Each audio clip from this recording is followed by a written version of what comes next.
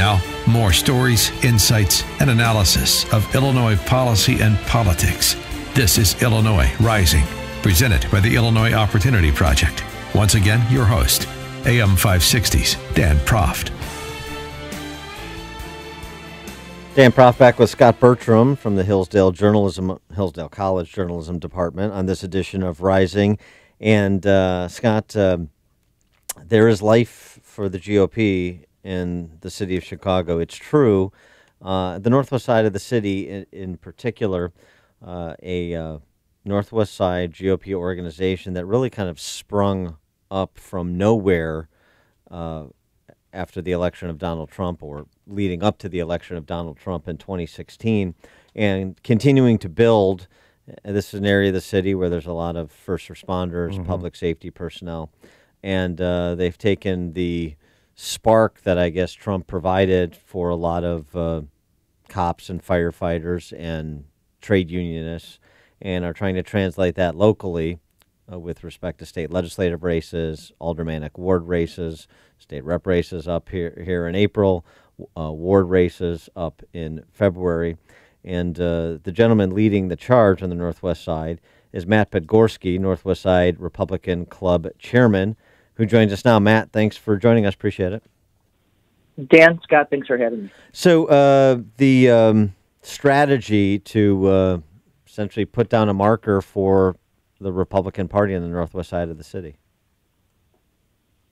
Yeah, so I mean, look, it's we've felt for a long time that there's a contingency in the northwest side of Chicago of, I'll say, right-leaning voters who typically will vote Democrat by a majority, but not an overwhelming majority.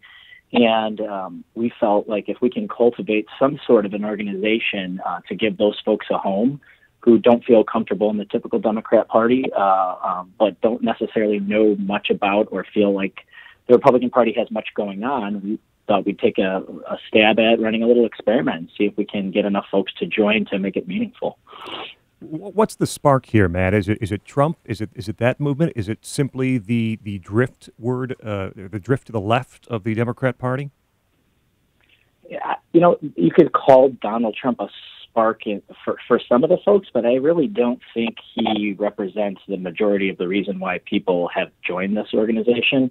I think it's a couple of different things. I think it's in Illinois in particular, you see crushing taxation, and a lot of folks that live in Chicago, especially on the northwest side, have to live in Chicago because they have city jobs.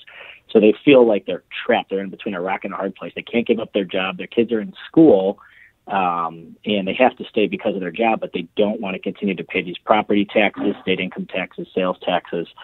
So that, combined with the fact that these people are church-going, God-fearing, socially conservative Democrats who see the Democratic Party basically ignoring them and moving more toward a San Francisco type or I suppose certain neighborhoods in Chicago type ideology, and they're sick of it. So they're like, hey, there's other options here that weren't here for the last 30, 40, God knows how many years. So I wouldn't say one spark. I would say there's a lot of different things going on, and they just needed a place to go, and that's what we're trying to provide for them. So it's sort of a bit it seems to me as from the outside, there's a bit of schizophrenia there, because on the one hand, you have somebody like Rahm Emanuel who's not popular there, right? But then you have an alderman, 45th Ward Alderman John Arena, who's sort of this progressive socialist advancing the cause of government housing, who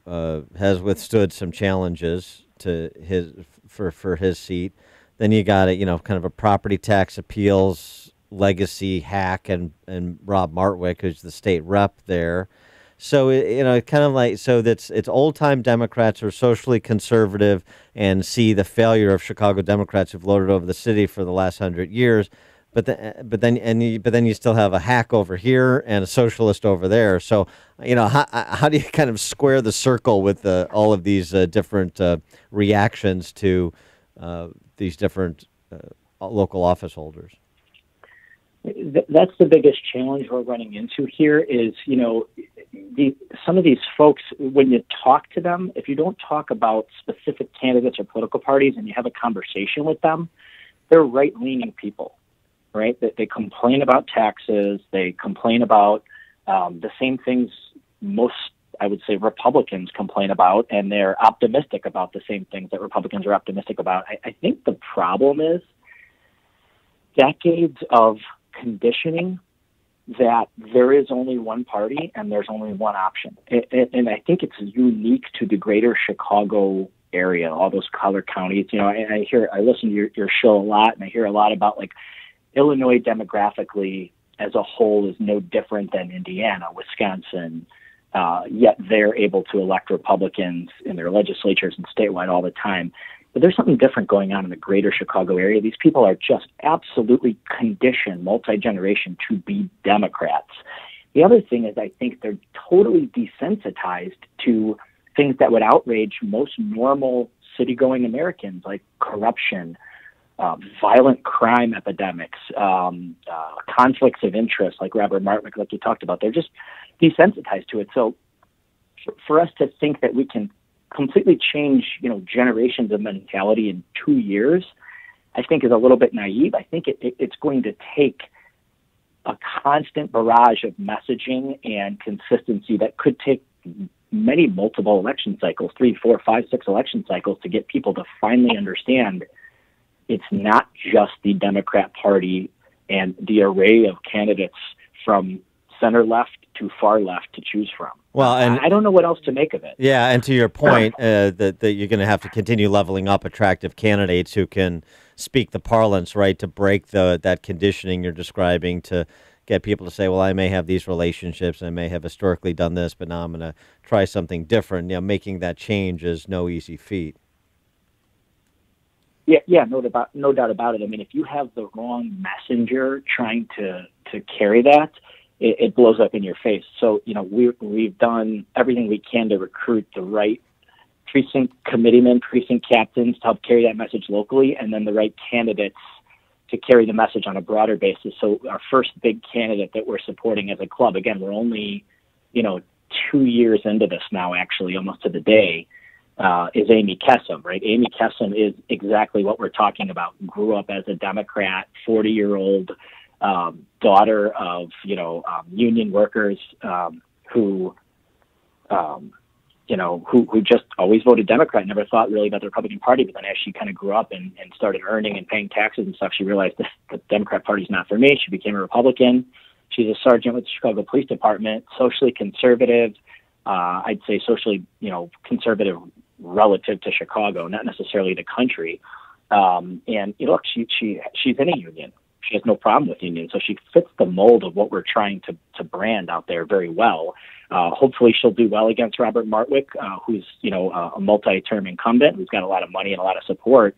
But she's the first of many candidates on the northwest side of Chicago that we hope to bring people around to the Republican Party, or at least an alternative to the Democrat Party. He is Matt Podgorski. He's the chairman of the Northwest Side Republican Club, trying to establish a beachhead for the Republican Party in Chicago. Matt, thanks for joining us. Appreciate it. Thanks for having me, gentlemen.